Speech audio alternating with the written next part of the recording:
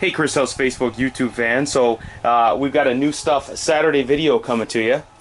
It's good. Try to get a new stuff Friday video, but you know what? It didn't happen. It's been crazy busy. I like it. Not a lot of new stuff today, but some good announcements. So pay attention. There'll be a quiz at the end. Wouldn't that be super fun? Probably not. Look, Hi-Tech X4. You know what? I've had guys ask me for these, and I reluctantly brought them in. Not saying I bring in stuff that I don't like. It's just quad chargers. I don't know. It's like you can almost buy 4 regular chargers for the same price, or like 4 B6 or B5 form chargers, right? But this thing is pretty cool. It is made by Hi-Tech too, which we all know is a reputable and, you know, well-loved brand. It's pretty much a household name in RC. So this guy here comes in a really pretty kick-butt aluminum chassis. It's got obviously 4 displays. This thing is about as brainless as you can get, okay? So it's an AC-DC, an AC charger. So you can, actually, I think it does have DC input as well. Yeah, it does. Okay, so you can run AC or DC on it. Fan cooled, and that's like a 60 mil fan, which is pretty awesome. A lot of, you know, when you see a charger that's putting out 30 amps and it's got, you know, a 20 millimeter fan, you're like, is it really putting out that power? I will pick out a really quick downside to the charger. When you do get it, you do get these different balance boards. And there's different styles, like you have the, you know, the Hyperon balance plug. You have the XH, which is the most popular. It's about 95% of batteries out there. Then you have, I forget what the acronym is, but TP. So you plug your toilet paper into there. No, I'm just kidding. But, so if you have a lot of XH adapter, you're going to basically need to buy a couple of extra of these. I think they're about $5-10 a piece, so it's not a big deal.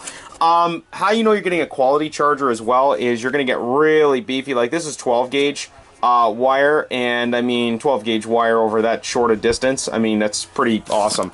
I mean, you can flow a lot of amperage through it is what I'm getting at. So that's nice. When you open up a charger that's, you know, supposedly 30-40 amps, and then you pop it open and it's got 16 gauge wire for the power lead, it's like, wow, that's not exactly what we're looking for.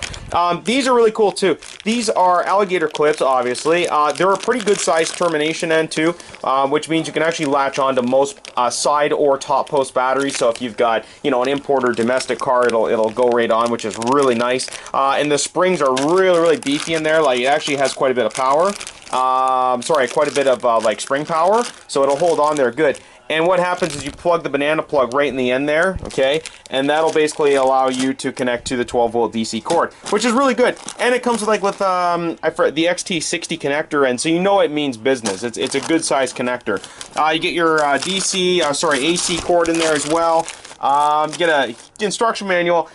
This is surprisingly easy to use. Most guys who are going to buy a charger like this are going to understand that, you know, this is an advanced charger. They're not just buying this so they can, you know, their 6-year-old can plug their batteries in and go. This is for the guy who's a little more discerning, a little more experienced, has a lot of stuff. So once you understand how to use one circuit in it, like basically one of the programming sequences to do one battery, you're going to understand all of them. And it does come with an actual fairly short, very basic manual. So it's not, you know, the thing's not like a Spectrum DX4R freaking manual. Have you seen those things? They're like half an inch thick. It's terrible.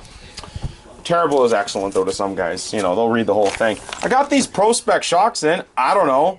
I mean, I remember putting these on the order, but hey, look, they look really freaking cool. They got some blue anodized stuff on it. Look at that. I like it.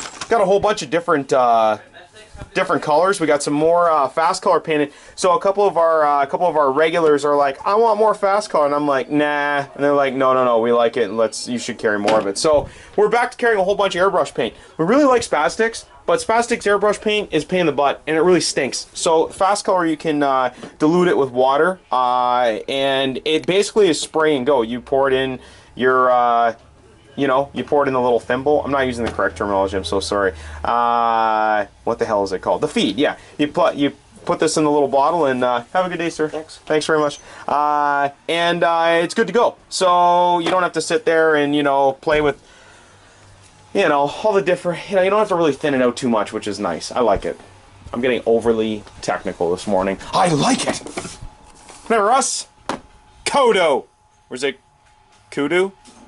I don't know. Oh yeah, speaking of the devil, apparently Charlie likes Kodo. Kodo! Give it a kiss. He put his nose on it. Gross! Get out of here. Dog cam. You know, look at his tongue hanging on the side of his mouth. It's super fun. He's like, get out of here. Look at this. Big Dirty Interco. Gord got a set of these last week. I hope he's having a good time with them.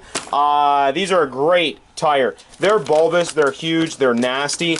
We're seeing a huge transition from, I don't want to say from scalar, but towards more of people actually building their dream trucks, which is, I don't want to say the dream is changing, but we're getting back to bigger trucks. I'm really excited for that.